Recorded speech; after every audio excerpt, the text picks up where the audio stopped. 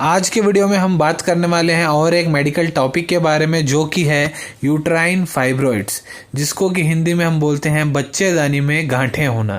तो uterine fibroids क्या है, ये जब महिलाओं को होता है तो उनको क्या क्या लक्षण जनरली होते हैं, कौन कौन से परीक्षाएं कराने के बाद हमको पता लगता है कि यूट्राइन फाइब्रॉइड हुआ है, कौन सी परिस्थिति में आपको आपके डॉक्टर से जल्द संपर्क करना चाहिए, यूट्राइन फाइब्रॉइड होने के कारण क्या होते हैं, यूट्राइन फाइब्रॉइड के कॉम्प्लिकेशंस क्या क्या हो सकते हैं और इसका चिकित्सा ट्रीटमेंट क्या क्या है, आयुर्वेदा में क्या क्या ट्रीटमेंट देते हैं, एलोपैथिक मेडिसिन में क्या क्या ट्रीटमेंट देते हैं, इसको कौन कौन से मेडिकल प्रोसीजर्स कराने चाहिए, कौन कौन से ऑपरेशंस इसके लिए होते हैं और कौन से डॉक्टर से आपको इसके लिए संपर्क करना चाहिए।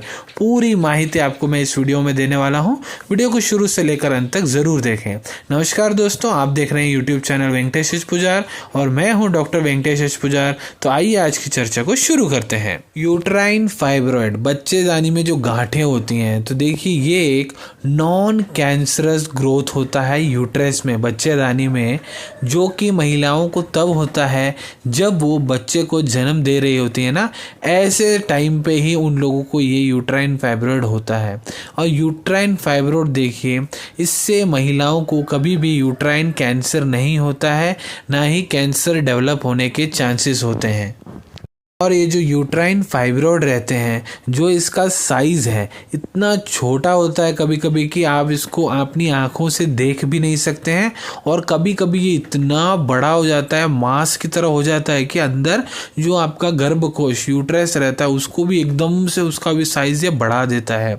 और महिलाओं को कभी कभी सिंगल फाइब्रॉइड होता है, कभी कभी मल्टीपल, बहुत ज़्यादा। सिंगल फाइब्रॉइड मीन्स सिर्फ एक ही फाइब्रॉइड होता है, मल्टीपल फाइब्रॉइड मीन्स बहुत सारे छोटे छोटे फाइब्रॉइड्स हो जाते हैं। यूट्राइन फाइब्रॉइड जो है, जितनी भी महिलाएं रहती हैं ना, सबको होता है, लेकिन आधे से ज़्यादा महिलाओं को इसके बारे में पता ही नहीं लग पाता है, क्योंकि आधे से ज़्यादा महिलाओं को इसमें कोई भी लक्षण उनको फील ही नहीं होता है, तो इसीलिए उनको कभी पता ही नहीं लग पाता है कि उनको यूट्राइन फाइब्रॉइड भी हुआ है। तो जिन महिलाओं को इसमें लक्षण दिखते हैं, तो आइए जानते हैं उनमें कौन कौन से लक्षण ऐसे सामान्य हमको देखने को मिलते हैं। तो उनको जो सामान्य लक्षण है, उनके पेट में मरोड़े उठने चालू हो जाती हैं, कमर में दर्द होने लग जाता है, पेट के निचले भाग में दर्द होने लग जाता है, और उनका जो पीरियड्स है एकदम अबनॉर्मल पीरियड्स होने लग जाते हैं, हैवी मेंस्ट्रुएशन होने लग जाता है, इर्रेगुलर मतलब कभी आना कभी जाना, कभी आना कभी जाना, ऐसे पीरियड्स होने लग जाते हैं। पीरियड्स के टाइम पे बहुत ज़्यादा उनको दर्द होने लग जाता है, और जो पेशाब है उनको बार बार आने जैसा लगता है। लेकिन जब उनको पेशाब आता भी है तो उनको ऐसा लगता है जैसे उनका मूत्रकोश खाली नहीं हुआ है, वो उनको लगता है अभी और पेशाब जाना है, ऐसा लगता है। कभी कभी मलबद्धता की भी समस्या, कॉन्स्टिपेशन की समस्या भी बहुत ज़्यादा हो जाती है। और यूट्राइन फाइब्रॉइड में महिलाओं को कमर का दर्द जो है बहुत ज़्यादा हो जाता है, और टांगों में भी पूरा दर्द उठना लग जाता है। जो ये थाइज रहती हैं, वहाँ से लेकर आपके नी जॉइंट तक और निचले पाँव तक, टांगों में बहुत ज़्यादा ही दर्द उनको स्टार्ट हो जाता है। कंडीशंस में कभी कभी क्या होती है, महिलाएं जाती हैं दर्द की गोलियां लेके खाती रहती हैं। तो ऐसे कंडीशंस में जो एक्सपीरियंस्ड डॉक्टर होते हैं ना, वही आपके लक्षणों को देख के बता सकते हैं कि आपको यूट्राइन फाइब्रॉइड ही हुआ है। तो आइए अब हम जानते हैं कि कौन कौन से ऐसे टेस्ट हैं जो कि कराने चाहिए कि पता लगे हमको यूट्राइन फाइब्रॉइड ही हुआ है। तो सबसे पहले तो देखिए, आपका पेल्विस का एग्जामिनेशन करते हैं आपके डॉक्टर। आपका जो पेल्विक रीजन है उसको टच कर एग्जामिनेशन करते हैं, तो उनको डॉक्टर्स को पता लग जाता है ये फाइब्रॉइड हुआ है नहीं हुआ है। अगला इसमें USG अल्ट्रासाउंड कराया जाता है एब्डोमेन और पेल्विस का, तो उससे एक हमको बहुत साफ सुथरी तस्वीर मिल जाती है कि यूट्राइन फाइब्रॉइड हुआ है या नहीं। अब हम बात करने वाले हैं कौन कौन सी कंडीशंस में आपको आपके डॉक्टर से बहुत जल्द संपर्क करना चाहिए। तो देखिए, सबसे पहले आपको पेट में बहुत ज़्यादा दर्द हो रहा है और पेट दर्द जा ही नहीं रहा है, तो ऐसे कंडीशन में आपके डॉक्टर से मिलिए।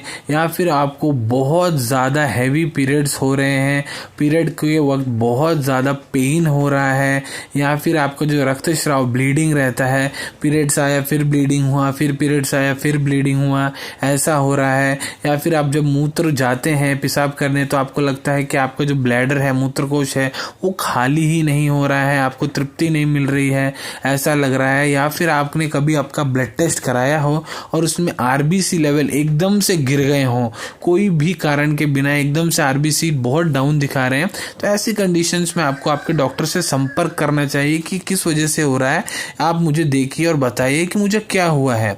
तो आगे मैं बताने वाला हूँ कौन कौन के कारणों की वजह से महिलाओं को यूट्राइन फाइब्रॉइड जनरली होता है। तो एक एक करके मैं आपको बताता जाता हूँ। तो देखिए, कुछ महिलाओं को जो है ना, बहुत अर्ली स्टेज में उनको पीरियड्स चालू हो जाते हैं। इस स्टेज में पीरियड्स चालू होने की वजह से भी ये एक कारण बन जाता है। अगला कारण है मोटापा। बहुत सारी महिलाएं बहुत ज़्यादा ओवरवेट हो जाती हैं या फिर हो गई हैं, तो मोटापा भी एक कारण बन जाता है यूट्राइन फाइब्रॉइड का। अगला कारण है विटामिन डी की डेफिशिएंसी, मतलब विटामिन डी का महिलाओं में कमी होना भी एक कारण हो जाता है। अगला, यदि आप आपके डाइट में रेड मीट बहुत ज़्यादा खा रहे हैं, रेड मीट माने बीफ का मीट, पॉर्क, हॉर्स का, मटन का, गोट का अगर आप मीट खा रहे हैं, और जो हरी सब्जियां हैं, फ्रूट्स हैं, डायरी प्रोडक्ट्स हैं, इन सब को आप बहुत ही कम खा रहे हैं, तो भी आपको ये हो सकता है। या फिर महिलाएं बहुत ज़्यादा अल्कोहल, दारू पीती हैं, तो ये आपको हो सकता है। या फिर हेरिडिटरी, यदि आपके माता को ये है, मदर को है, आपकी सिस्टर को भी है, आपकी बहन को भी है, तो आपको भी ये होने के जो चांसेस हैं बहुत ज़्यादा बढ़ जाते हैं। तो आइए अब हम जानते हैं कौन कौन से कॉम्प्लिकेशन भी हो सकते हैं आपको यूट्राइन फाइब्रॉइड केसेस में। देखिए, यूट्राइन फाइब्रॉइड्स में जनरली तो उतने ज़्यादा मेजर कोई कॉम्प्लिकेशंस होते नहीं हैं, लेकिन कभी कभी क्या हो जाता है, आरबीसी जो लेवल है बहुत ज़्यादा गिर जाता है, पेशेंट एनीमिक हो जाता है, खून की कमी हो जाती है। क्योंकि उनमें हैवी ब्लड लॉस, खून रक्तस्राव की वजह से बहुत ज़्यादा जा चुका होता है, उसकी वजह से उनको थकावट वगैरह चालू हो जाती है और बहुत ही रेयर केस में ब्लड ट्रांसफ्यूशन की आवश्यकता पड़ती है। तो आइए अब हम बात करते हैं ट्रीटमेंट एस्पेक्ट में कि चिकित्सा कौन कौन सी देते हैं, किस किस विधि में। तो सबसे पहले हम आयुर्वेदिक ट्रीटमेंट के बारे में हम बात करेंगे। तो देखिए, आयुर्वेदिक ट्रीटमेंट में जो हम गोलियां, औषधियां देते हैं सामान्य में, वो मैं आपको कुछ औषधियां यहाँ बताने वाला हूँ। तो देखिए, मैं अपने पेशेंट्स को देता हूँ M2 tone tablet, syrup M2 tone, या फिर चंद्रप्रभावटी, कांचनारा गुगलू, कनक सत्वादि कषाय, अश्वगंधा टैबलेट्स, दशमूलारिष्टा, प्रवाल पंचामृत रस, प्रवाल पिष्टी, या फिर सिरप एशोनिल, ये सब जो है कॉमन मेडिसिन रहते हैं जो हम अपने पेशेंट्स को देते हैं यूट्राइन फाइब्रॉइड कंडीशंस में। और उनको कुछ योगास और आसनास भी हम लोग रिकमेंड करते हैं ताकि यूट्राइन फाइब्रॉइड जहाँ जहाँ है वहाँ का ब्लड फ्लो इंक्रीज हो सके और जो यूट्राइन फाइब्रॉइड्स हैं वो श्रिंक हो सके। तो कुछ आसनास जो हम रिकमेंड करते हैं वो हैं बद्ध कोणासना, पश्चिमोत्तासना, सलभासना, धनुरासना, और इसके अलावा प्राणायाम भी हम अपने पेशेंट्स को रिकमेंड करते हैं, जैसे कि कपालभाति। कपालभाति जो है करना चाहिए, इससे क्या होता है, ब्लड फ्लो जो होता है बढ़ता है और यूट्राइन फाइब्रॉइड का साइज डिक्रीज होता है। लेकिन कपालभाति उन महिलाओं को नहीं करना चाहिए जिनका यूट्राइन फाइब्रॉइड जो है बहुत बड़े साइज का है, या फिर उनको बहुत ज़्यादा ब्लीडिंग हो रही है, रक्तस्राव हो रहा है, तो उनको कपालभाति का प्राणायाम नहीं करना चाहिए। तो आइए अब हम बात करते हैं एलोपैथिक ट्रीटमेंट एस्पेक्ट के बारे में कि एलोपैथिक में ऐसी कौन कौन सी दवाएं दी जाती हैं यूट्राइन फाइब्रॉइड्स को कम करने के लिए। तो देखिए, एलोपैथी में बर्थ कंट्रोल मेडिसिन दी जाती हैं, hormone and sex hormone suppressions medicine दी जाती हैं। अब हम बात करने वाले हैं कुछ मेडिकल प्रोसीजर्स के बारे में जो कि किए जाते हैं यूट्राइन फाइब्रॉइड्स को कम करने के लिए।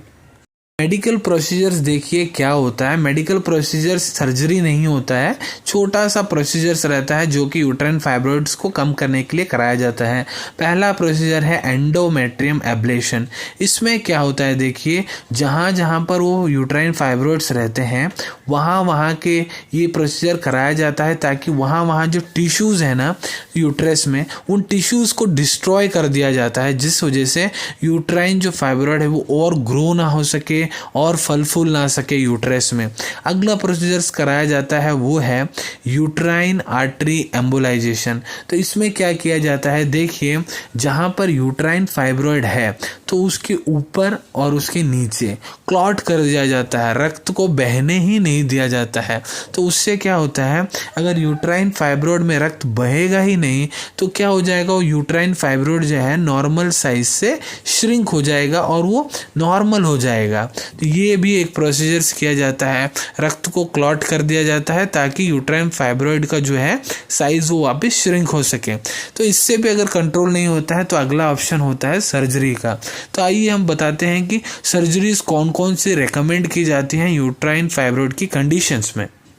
पहला सर्जरी जो रिकमेंड करते हैं वो है हिस्टेरेक्टोमी। हिस्टेरेक्टोमी में क्या होता है देखिए, जो आपका गर्भकोश रहता है महिलाओं का, पूरा गर्भकोश ही निकाल लिया जाता है। अगला लेप्रोस्कोपिक सर्जरी करते हैं। लेप्रोस्कोपिक सर्जरी में देखो ज़्यादा चीरफाड़ नहीं होता है, छोटे छोटे होल करते हैं, होल की वजह से जहाँ जहाँ आपका जो गर्भकोश है उसको निकाला जाता है। अगला प्रोसीजर जो सर्जरी है वो है मायोमेक्टोमी। मायोमेक्टोमी में क्या होता है, आपका गर्भकोश पूरा नहीं निकाला जाता है, जहाँ जहाँ वो फाइब्रॉइड्स हैं खाली उन फाइब्रॉइड्स को डिस्ट्रॉय किया जाता है और उन फाइब्रॉइड्स को ही निकाला जाता है।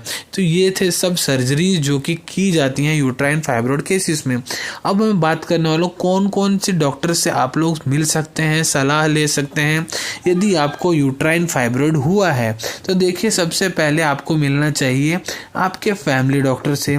उसके बाद आप गायनेकोलॉजिस्ट और ऑब्स्टेट्रिशियंस डॉक्टर से मिल सकते हैं, एलोपैथिक मेडिसिन से, या फिर आयुर्वेदिक गायनेकोलॉजिस्ट डॉक्टर से भी मिल सकते हैं जिनको कि स्त्री प्रसूति विशेषज्ञ बोला जाता है, उनसे आप मिल सकते हैं, या फिर किसी भी आप होम्योपैथिक डॉक्टर से मिल सकते हैं। तो देखिए, हर जो मेडिसिन है अलग अलग है, लेकिन हर एक में उसके प्रोज और कॉन्स भी रहते हैं। तो फाइनली ये पेशेंट का कॉल होता है कि कौन सी विधि में उसको जाना है और उसको ट्रीटमेंट लेना है। आशा करता हूँ इस वीडियो में यूट्राइन फाइब्रॉइड्स के बारे में जितना भी मैंने आपको नॉलेज शेयर किया आप सभी को बहुत अच्छी तरह से समझ में आ गया होगा। यदि इस वीडियो को देखने और सुनने के बाद भी आपके मन में कोई भी डाउट है तो हमारे कमेंट सेक्शन में कमेंट कीजिए, मैं उसका उत्तर देने का प्रयत्न करूँगा। यदि आप आगे भी इसी तरह के मेडिकल वीडियोज़ देखना चाहते हैं तो चैनल को सब्सक्राइब करना मत भूलिए और इस वीडियो को ज़्यादा से ज़्यादा लाइक और जिनको इसकी नीड है उनके साथ शेयर कीजिए। आज के लिए बस इतना ही, तो मिलेंगे आपसे अगले वीडियो में कुछ नए विषय के साथ। टिल देन टेक केयर, धन्यवाद।